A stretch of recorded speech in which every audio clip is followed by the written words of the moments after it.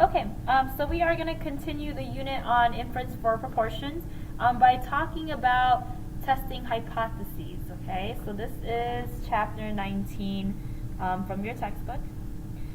Basically, what this chapter is covering is whether or not we can actually draw a reasonable conclusion from a random sample.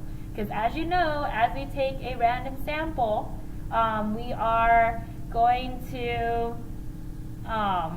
get varying results, right? So if I was looking at the proportion of students who like the color blue, then taking 100% or 100 students, right?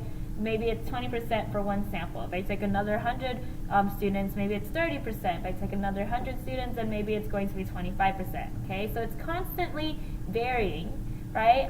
So basically, what we're trying to do here is look at whether or not a particular claim about a proportion is true or not true based off of a proportion that we get from a particular sample, okay? Now I think the best way to tackle this is to actually just straight away do a problem ourselves.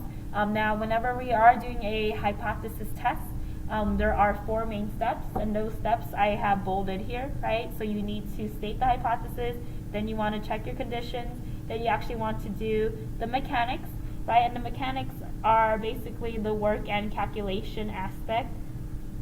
And then from there, the 4th step, which is going to be in the next page, is for us to actually draw a conclusion. Okay, so let's go ahead and start by taking a look at this first example. So the M&M/Mars company claims that there are 30% orange in their bags, but we don't believe them. And I crossed this off because we didn't actually do the activity, and we will next semester when we review this. Okay, so we don't believe them. So there doesn't seem to be many oranges when we look at a random bag.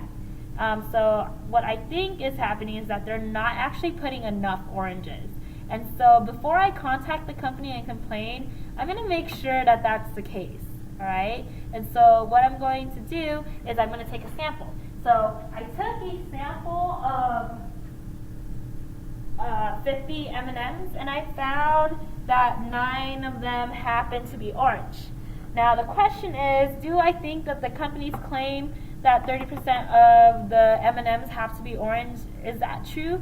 Or are they not putting enough oranges in? And then from there, I want to be able to justify. Okay? Now the first thing I need to do is just start identifying things. Right? So the company is claiming that 30% is going to have to be orange. And so that is our true P. Okay? So P is 0.3.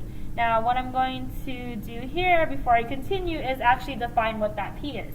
So let P equal the percent of orange M&Ms. And now my variables have been put in context. Okay, now the next piece of information, if I continue, is that I have a random sample of 50. So now I have an N, so N is 50. And then out of the 50, 9 happen to be orange, and so that is a sample proportion. Okay, so I'm saying 9 out of 50, which is 18%. Now 18% is definitely lower than the 30% that they claim, right? And so I am going to be a little skeptical, but I can't just be like, oh, it's 18%, not 30%, so they're wrong, they're liars, okay? I know that whenever I take a sample, it's going to vary, and so what I'm going to do is just look at the 18% and then see whether or not it's going to make sense. Like if it is reasonable for me to get 18% as they vary around our true proportion, which is being claimed as 30%. Okay, so I identified all of the initial pieces.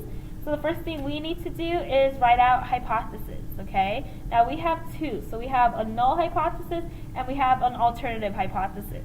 Alright, so the null hypothesis is just going to be the claim that the M&M company is going to make. Now we denote that with H0, right? So our null hypothesis is that the percentage of orange M&Ms is supposed to be 30%. And then our alternative hypothesis, which is denoted